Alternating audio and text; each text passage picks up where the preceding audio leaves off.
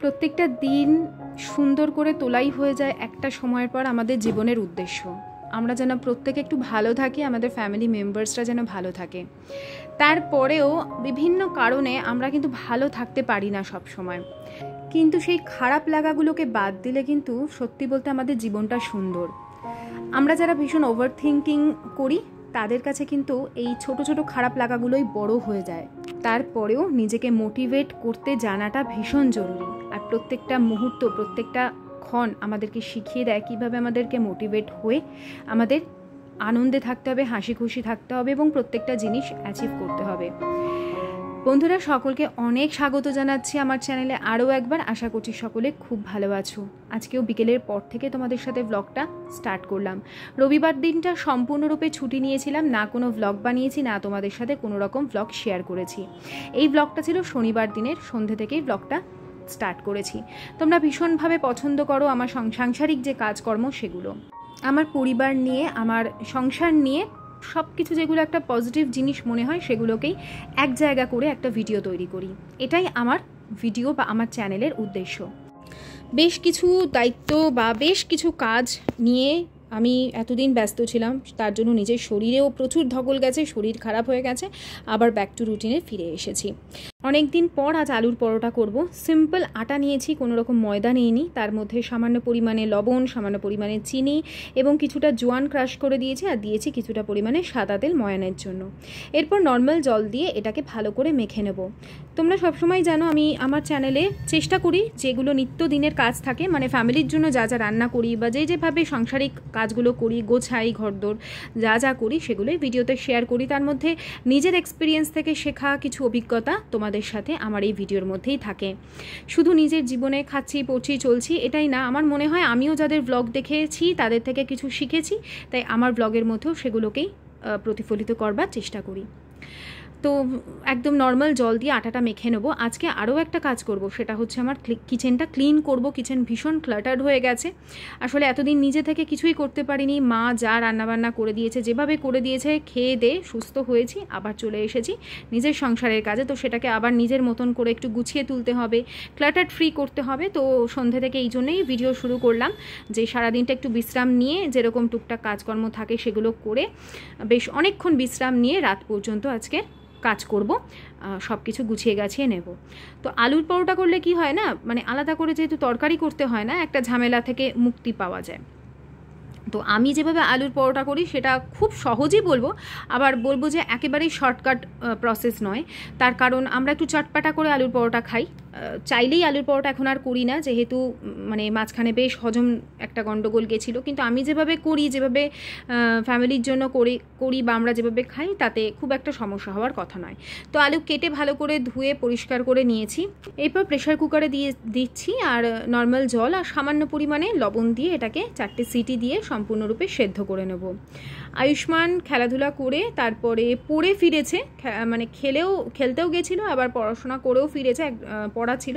তো আমি সেই ফাঁকে আটাটা যেরকম মেখে রেখেছিলাম সেটাকে বেশ কিছুক্ষণ রেস্টে ছিল, প্রায় 15-20 মিনিট। যে কোনো পরোটা ক্ষেত্রে বলো বা রুটির ক্ষেত্রে বলো, বেশি মাখামাখির থেকে যদি কিছুক্ষণ জড়িয়ে নিয়ে রেস্টে রেখে দাও মোটামুটি 10-15 মিনিট, তারপরে একটু হাত দিয়ে মেখে নাও, দেখবে কি স্মুথ হয়ে যাবে। আর সেরকম ভালো রুটি বলে পরোটা বলে তুমি করে নিতে পারবে। আমি সবসময় পরোটাতে আটা দিয়ে করলেও একটু জোয়ান দিই। যাদের লুচি পরোটা ঠিক হজম হয় না তারা অল্প করে জোয়ান ক্রাশ করে হাতে ডলে দেবে, দেখবে হজমের সমস্যা বা গ্যাসের সমস্যা এগুলো দূর হয়ে যাবে। তো আয়ুষ্মানকে এখন তো আমরা প্রত্যেককেই একেবারেই বলতে গেলে বাইরের খাবার অ্যাভয়েড করি, কোনো রকম বাইরের খাবার দাবার আনিই না। আয়ুষ্মানকেও বলি যে এখন চেষ্টা করো, যা খেতে ইচ্ছা হবে আমাকে একদিন আগে অন্তত বলবে, আমি সেটা দেখে শুনে একটু শিখেও রাখবো, যদি সেরকম নতুনত্ব কিছু হয় তাহলে ওকে বানিয়ে খাওয়াতে পারবো। কারণ বাইরের খাবার যত অ্যাভয়েড করা যায় তত বাইরের জীবাণুমুক্ত থাকা যায়। হ্যাঁ, অবশ্যই সব সময় সেটা সম্ভব হবে না, তবুও চেষ্টা করতে হবে। এমনকি বাইরের ব্রেডও তোমরা দেখবে আমি অনেক দিন আনি না, হয়তো আয়ুষ্মানের স্কুল খুললে হয়তো আনতে হতে পারে। তো কি জলখাবার দেব আমি সেটাই বুঝতে পারছিলাম না। এখন দুধটাও গরমের জন্য আমি বন্ধ রেখেছি। এমনিতেও ডাক্তার আমাকে খুব একটা আয়ুষ্মানকে যে দুধ খেতে হবে এরকম ডাক্তার বারণই করেন। উনি বলেন অত দুধ খাওয়াতে হবে না, তার জায়গায় সবজি ডাল করে দাও বা এমন কিছু টিফিনের মধ্যে যে মানে যার মধ্যে সবজি থাকে, ডিম থাকে, এরকম ধরনের খাবার দাবার ওকে খাওয়াতে বলে। তো আমি দুধ খুব একটা ওকে দিও না। যদি না আমাকে শর্টকাট মেথড অ্যাপ্লাই করতে হয়। তো যাই হোক, এই সময় আটার 2টো রুটি করে নিলাম। আর ওই গতকালকে আমি নিয়ে এসেছিলাম না পিনাট বাটার, এর আগে আয়ুষ্মান কখনো পিনাট বাটার খায়নি। ও যতবারই ওর জন্য ছোটো থেকে নিয়ে আসতাম সেটা হার্শি, কিন্তু হার্শিটা বেশ সুইট, মানে খুব মিষ্টি আছে, আর এই পিনাট বাটারটা না একেবারে মিষ্টি। ওকে আবার একটুখানি চিনি দিতে হয়েছে, কারণ অল্প একটু চিনি না দিলে ওটা খেতে পারছিল না ও। আমরা ডায়েটের জন্য হয়তো পিনাট বাটার খেলেও খেয়ে নিতে পারি, কিন্তু আয়ুষ্মানকে মানে ওর ভালো লাগছিল না। আর একটা বাদামের একটা উগ্র গন্ধ হচ্ছিল। যাই হোক, খুব একটা আমার ভালো লাগলো না। এখন এই ভাগ্যিস বড় কোনো কৌটো আনিনি, ছোট ছোট স্যাশে এনেছি। এগুলো ওকে দিয়ে দিলে বাচ্চার জন্য এটা আর কি পুষ্টিকর। তো আরেকটা জিনিসও করা যায়, এর মধ্যে চিনি না দিয়ে যদি গুঁড়ো দুধ থাকে ওপর দিয়ে গুঁড়ো দুধ দিয়ে দিলেও কিন্তু খেতে ভালো লাগবে। চাইলে বাচ্চাদের পাউরুটির মধ্যে দিয়েও এটা অল্প গুঁড়ো দুধ দিয়ে বা চিনির গুঁড়ো দিয়ে যাই হোক দেওয়া যায়। আর আয়ুষ্মানকে আমি এরকম ধরনের আটার রুটি করে হার্শি দিয়ে বা বাটার দিয়ে চিনি দিয়ে রোল করে এরকমভাবে খাওয়ানো ছোটো থেকে অভ্যেস করিয়েছি। এতে আমার একা হাতে কাজকর্ম সংসারে করতে হতো, তো সুবিধা হতো। যাই হোক, ছোটো ছোটো জিনিসগুলো শেয়ার করি। তোমরা অনেক বন্ধুরা যারা নতুন জয়েন হয়েছো, বাচ্চা অনেক বোন আছে, তারা খুব খুশি হয়, তারাও এই সমস্ত জিনিস শেখে। আর ওই যে দেখো, এই যে একটা সাইডে অনেক কিছু রয়েছে, ওই জায়গাগুলো ভীষণ ক্লাটার্ড হয়ে রয়েছে, কিচ্ছু গোছাতে পারিনি। আজকে সব একদম পরিষ্কার করব রাতের দিকে। আর এখানে ওই আলু সেদ্ধ দিকে হয়ে গেছিলো, আমি এখানে জিরে আর ধনে দিয়ে একটা গুঁড়ো মশলা করে নিচ্ছি, ওই পুরের মধ্যে দেবো, ওটাকে করে রেখে দিলাম। আর এদিকে আদা আর পেঁয়াজ আমি ভালো করে কুচিয়ে নিয়েছি চপারে। তোমরা চাইলে এর মধ্যে কাঁচা লঙ্কা দিয়েও মানে কুচিয়ে নিতে পারো। টমেটোটাও এই সময় কুচিয়ে নিতে পারো, আমি টমেটো পরে অ্যাড করব। ওই যে বললাম আমি যে ধরনের আলুর পরোটা করি সেটা কিন্তু খুব ঝামেলা নয়। আবার একেবারে যে শুধু সেদ্ধ আলু কাঁচা পেঁয়াজ দিয়ে আমি মেখে পুর দিয়ে দিলাম, সেটাও খেতে খারাপ লাগবে না, কিন্তু সেইভাবে আমার ঘরে কেউ খুব একটা পছন্দ করে না, আর আমিও করি না। আমি যেভাবে করি সেটাই তোমাদের সাথে এখানে শেয়ার করছি। সামান্য পরিমাণে সাদা তেল, তার মধ্যে পেঁয়াজ আর যে আদা কুচি দিলাম, রসুন কিন্তু দিইনি। রসুনের ফ্লেভারটা খুব একটা আমার ভালো লাগে না। আগে দিতাম, আদা রসুন দুটোই দিতাম, কিন্তু এইটাতে বেশি টেস্টি হয়। তো এটাকে বেশ ভালো করে ভাজা করব যতক্ষণ না আদার এবং পেঁয়াজের কাঁচা ভাবটা চলে যাচ্ছে। ভাজতে ভাজতে যে পেঁয়াজ কালার চেঞ্জ করেছে তার মধ্যে টমেটোটা কেটে এখানে দিয়ে দিলাম। সামান্য পরিমাণে লবণ দিয়ে দিলে কিছুক্ষণের মধ্যেই টমেটোর থেকে যে স্কিনটা আছে, খোসাটা, সেটা বেরিয়ে যাবে। তো এই যে কিছুক্ষণ লবণটা দিয়ে ঢেকে রেখেছিলাম, আর দেখো এই ছালগুলো বেরিয়ে যাচ্ছে।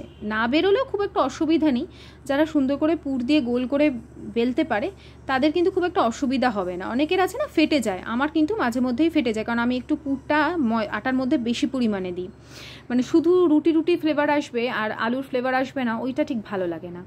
তো এরপরে ওই স্ম্যাশ করে রাখা হাত দিয়েই চটকে নিয়েছিলাম আলুটা অ্যাড করে দিচ্ছি। এখন এই সবটার সাথে কিন্তু খুব ভালো করে ভাজা করব, যেন একটা আলুর গায়ে কোট পড়ে। আর দিয়ে দিলাম সামান্য পরিমাণে লবণ, মানে পরিমাণ মতন লবণ দিলাম, দিয়ে খুব ভালো করে এটাকে ওই মশলাটার সাথে কষাবো। যখন বেশ কোট হয়ে যাচ্ছে প্রত্যেকটা আলু সেদ্ধর গায়ে বারে উল্টে পাল্টে হাই ফ্লেমে ভেজে নিয়েছি, কড়াই দেখো ছাড়তে শুরু করে দিয়েছে, তখন আমি এর মধ্যে অ্যাড করে দেবো ভাজা যে গুঁড়ো মশলাটা করে রেখেছি ওইটা। চাইলে কিন্তু তোমরা এই জিরে আর ধনে যে ভেজে শুকনো কলায় ভেজে আমি বানিয়ে রেখেছি, এইটা কিন্তু একটা ছোট শিশির মধ্যে ভরেও রেখে দিতে পারো। আমি টাটকা করে দিয়ে এতে ফ্লেভারটা ভালো থাকে।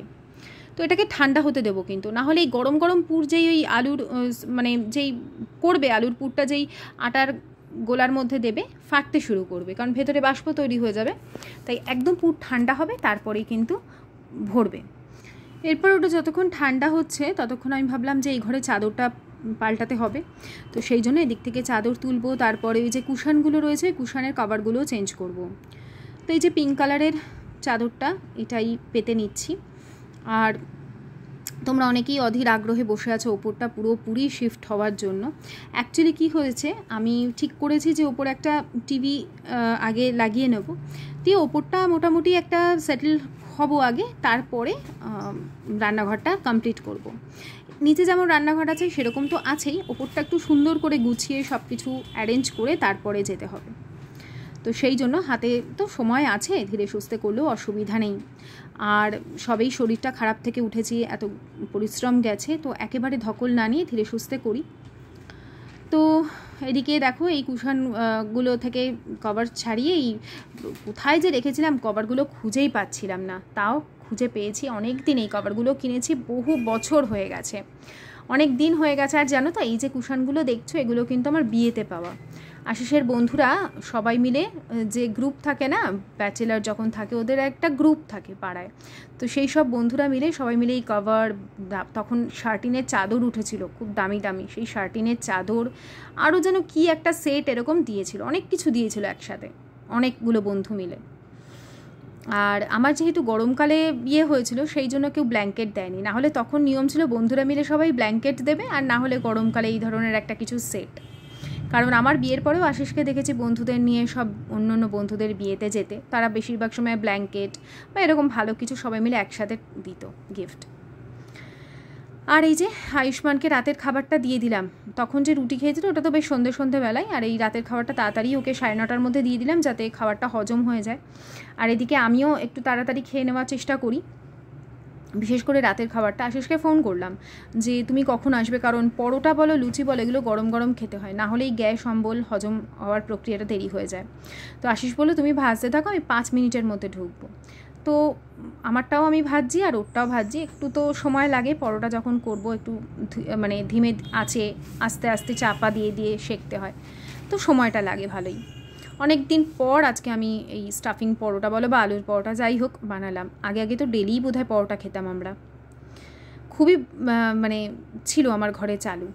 এখন ডেলি সকালবেলা রুটি দই তার সাথে কলা, এত খাওয়া দাওয়ার এখন পরিবর্তন হয়ে গেছে আসলে আবহাওয়ার সাথে সাথে। যেহেতু দেখো প্রথম থেকেই আমি একা হাতে সংসার সামলেছি, তখন এত কাজে পটুও ছিলাম না, ছোট বাচ্চা নিয়ে একাই সব কিছু সামলাতাম। তো আমি সবসময় শর্টকাট খাবার দাবার তৈরি করতাম। যেমন ধরো আয়ুষ্মানকে ছোটো থেকেই আমি ছানা বানিয়ে মুড়ি দিয়ে খাওয়াতাম, খই দিয়ে খাওয়াতাম, বিস্কিটের মধ্যে জ্যাম লাগিয়ে দিতাম বা রুটির মধ্যে জ্যাম দিয়ে দিতাম, এরকম করে ওকে খাওয়ানো শেখাতাম। তোমাদের সাথে যখন প্রথম এগুলো শেয়ার করতাম তখন অনেকেই বলতো যে এগুলো কি খাওয়া, এগুলো কি খাওয়ানোর জিনিস। আসলে কি বলো তো, যে যেরকম, আমার মতে এটাই আমি বলতে চাই যে যেরকম পরিস্থিতিতে থাকে তাকে সেরকম পরিস্থিতি অনুযায়ী নিজের কাজটা অ্যাডজাস্ট করে নিতে হয়, তাহলে নিজের ওপর চাপ অনেক কম পড়ে। তো হয়ে গেছে, এখানে আমি দুধটা গরম করলাম কেন জানো তো, দই পাতবো বলে। ওই যে বললাম সকাল এই দইটা পাতা থাকলে সকালবেলা রুটি করলাম, একটা ফল দিয়ে দিলাম, বা এখন তো আমের সিজন, আম কেটে দিয়ে দিলাম, ওই বেশ ভালো খাওয়া হয়ে যায়। আমাদের সকালে কেউ ভাত খায় না, জলখাবারে কেউ কোনো দিন তোমরা দেখবেন আমরা জলখাবারে ভাত খেয়েছি।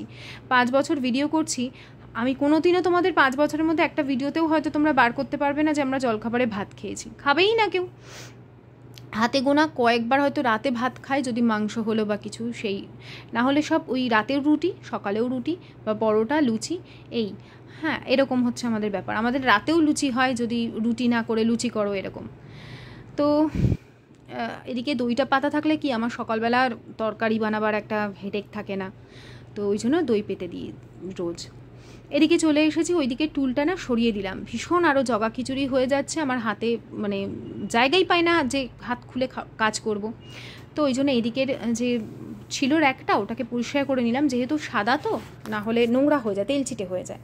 আর এদিকে টুলটাকে দিলাম সরিয়ে, ওই টুলটাকে 3তলার রান্নাঘরে বসাবো, ওটাও সাদা, দেখতে ভালো লাগবে। একটা কর্নার করে রেখে দিলে ওই ধরো টিস্যু পেপার এগুলো রাখতে দেখতে রান্নাঘরটা খুব সুন্দর লাগবে। আর সমস্ত ক্লাটার ফ্রি করব। এই রান্নাঘরটা তো আমার খুবই প্রিয়। হতে পারে এই রান্নাঘরে কোনো জানলা নেই, কিন্তু আমি ছোটোর মধ্যে গুছিয়ে কাজ করতে ভালোবাসি, তো বেশি বড় হলেও অসুবিধা হবে না, কিন্তু ছোট হলে আমার সবথেকে বেশি আনন্দ হয়। সেই জায়গার মধ্যে একটা কোজি ব্যাপার থাকে।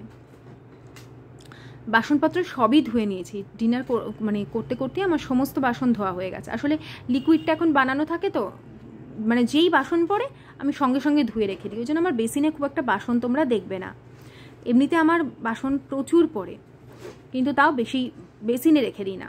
তো দেখো কিচেন একদম রাত্রিবেলা আমি ক্লিন করে রেখে দিলাম। আর এই দিকের যে টুলটা ছিল ওটাকে সরিয়ে দিয়েছে, ওটা আর ভাল লাগছে না আর কি, একটু চেঞ্জ হলে দেখতেও সুন্দর লাগে। আর ওটাকে না ওপরের কিচেনে সাজাবো, তখন ওটাকে সেট করব।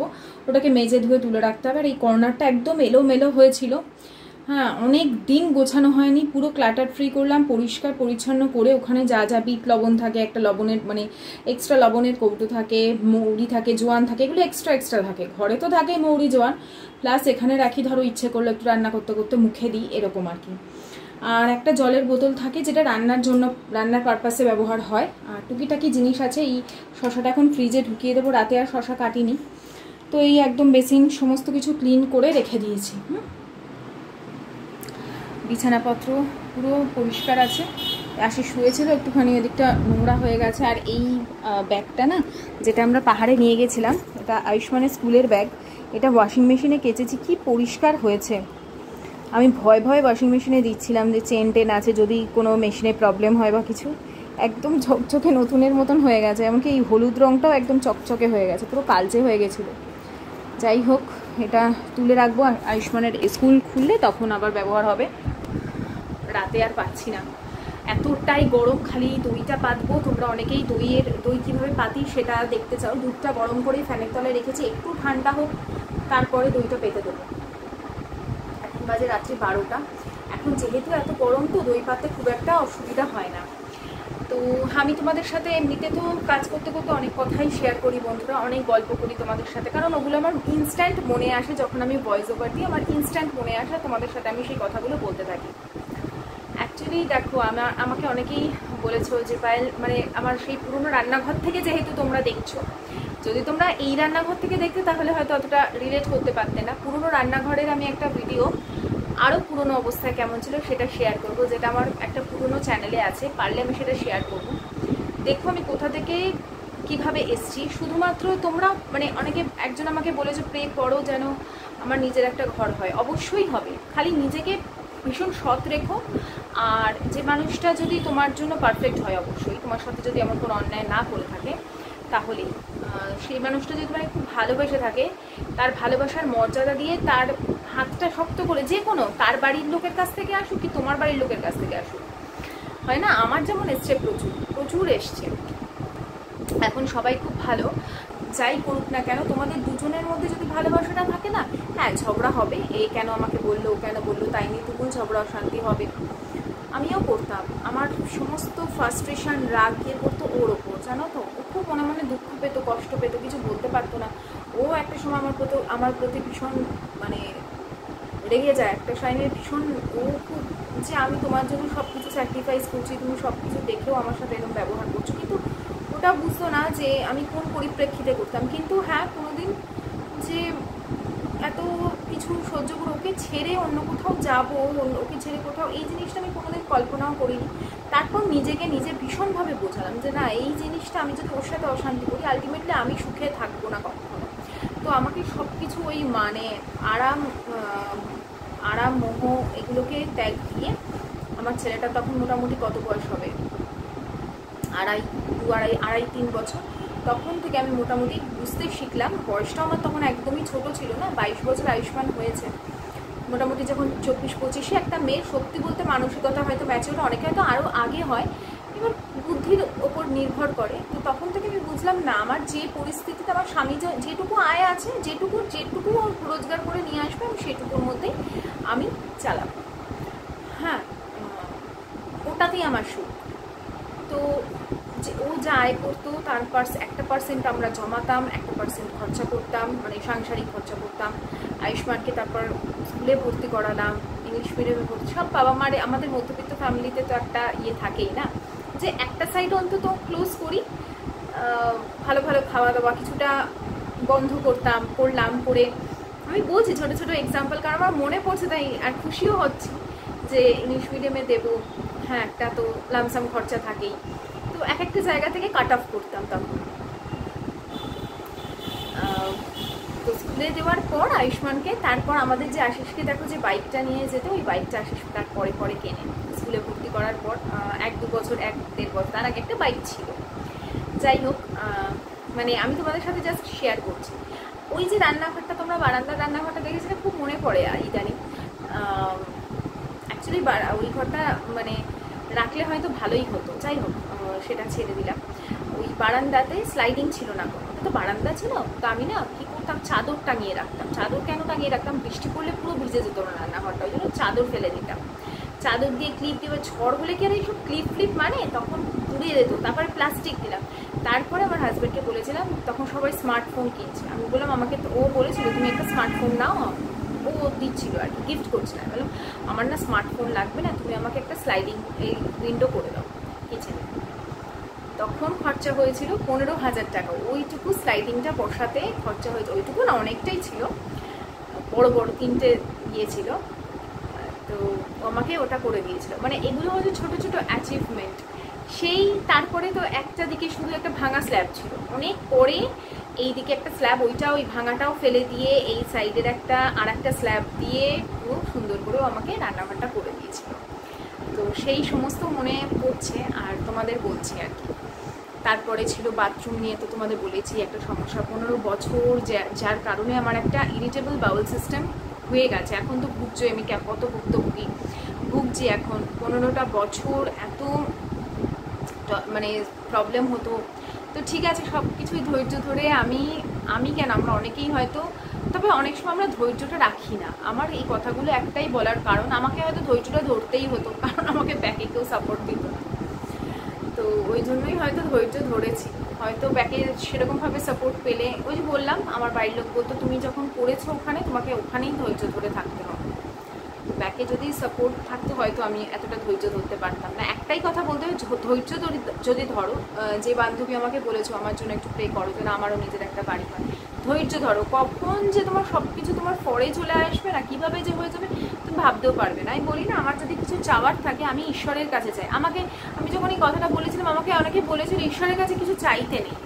তো আমার বক্তব্য হচ্ছে, আমি তো আমার মায়ের কাছে চাই, স্বামীর কাছে চাই, এদের কাছে না চাই যদি আমি ঈশ্বরের কাছে চাই, তাতে ক্ষতি কি? আমার এটা বক্তব্য, আমি ভেতর থেকে চাই যে কোনো কিছু। আমার মনে হয়, যেটা মনে হয় আমি সেটাই বলি। ঠাকুর এই শাড়িটা না আমার খুব পছন্দ, এরকম ধরনের।